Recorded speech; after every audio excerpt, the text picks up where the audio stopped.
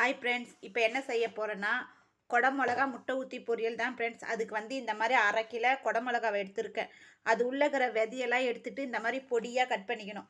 அதுக்கப்புறம் 3 முட்டை, வெங்காயம், தக்காளி, கருவேப்பிலை, கொத்தமல்லி போடக்கூடாது, உப்பு, மிளகாத்தூள், இவ்வளோ தான் ஃப்ரெண்ட்ஸ் தேவை. கடாயில் எண்ணெய் ஊற்றி கடுகு போடணும். கடுகு பொரிஞ்சிச்சு தெரியுதுங்களா? கடுகு பொரிஞ்ச பிறகு வெங்காயத்தை போடணும். வெங்காயம் வதங்கின பிறகு தக்காளி போடணும். இப்போ வெங்காயம் வதங்கிச்சு ஃப்ரெண்ட்ஸ், தக்காளியை போடணும். இப்போ நல்லா கொலன்னு வதங்கணும். தக்காளி வெங்காயம் நல்லா கொலன்னு வதங்கி வரணும்.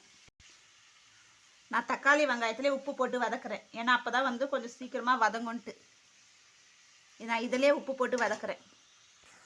இங்கே பார்த்தீங்களா, தக்காளி வெங்காயம் நல்லா கொலன்னு வதங்கிடுச்சு. எங்கள் அம்மா எப்பயுமே தக்காளி வெங்காயத்தோடு தான் உப்பு போடுவாங்க. அப்போ தான் வெங்காயம் தக்காளி நல்லா கொலன்னு சீக்கிரமாக வதங்கி வரும்ன்ட்டு. இங்கே பார்த்தீங்களா, நல்லா வதங்கிடுச்சு. இப்போ கட் பண்ணி வச்சுருக்க குடமிளகாவை அதில் எடுத்து போடணும்.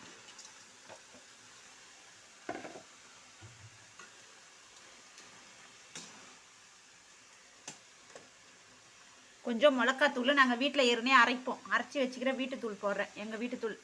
எங்கள் அம்மா கடையிலலாம் மிளகாத்தூள் வாங்க, அது வீட்டில் அரைச்சி வச்சுக்கோம், வீட்டுத்தூள். அதுக்கப்புறம் கொஞ்சம் தேவையான அளவு தண்ணி ஊற்றணும். இப்போ இதெல்லாம் ஒன்றா போல் ஒன்று கலரி நல்லா வெந்து வந்தப்புறம் லாஸ்ட்டாக தான் முட்டை ஊற்றி கலரி இறக்கணும். இப்போ நான் உப்பு, மிளகாத்தூள் எல்லாம் இதில் போட்டு கலரி விட்டுட்டேன். இது நல்லா வெந்து வரணும். வெந்து வந்த பிறகு தான் முட்டை ஊற்றணும். லாஸ்ட்டாக தான் முட்டை ஊற்றணும். குடமிளகால முட்டை ஊற்றி பொரிக்கிறதுனால கொத்தமல்லி, கருவேப்பிலை, காயில் எதுவுமே போடக்கூடாது. வெறும் வெங்காயம், தக்காளி, உப்பு, மிளகாத்தூள், எண்ணெய், கடுகு மட்டும்தான். இங்கே பார்த்தீங்களா அப்படியே பபுள் சுட்டு கொதிக்குது.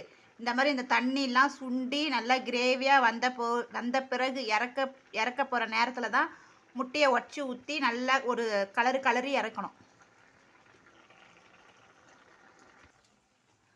இப்போ பார்த்தீங்களா, காயில் இருந்த தண்ணிலாம் நல்லா ஒட்ட சுண்டி காய் நல்லா வெந்து வந்துச்சு.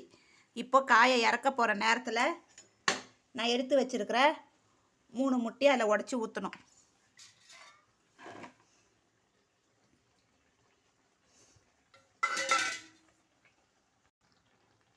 இப்போ இந்த 3 முட்டையை நல்லா உடச்சி ஊற்றியாச்சு.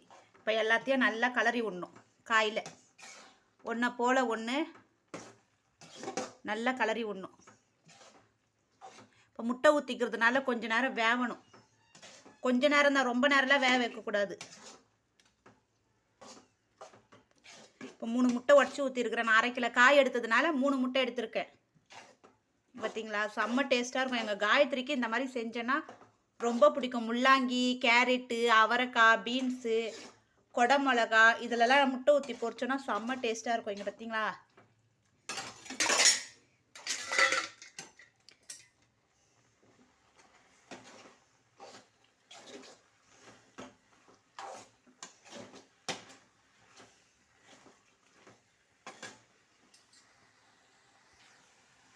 அவ்வளோதான் ஃப்ரெண்ட்ஸ்.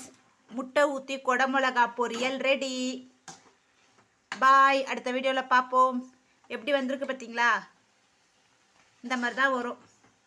செம்ம டேஸ்ட்டாக இருக்கும். இந்த வீடியோ பிடிச்சா சப்ஸ்கிரைப் பண்ணுங்கள். பாய்.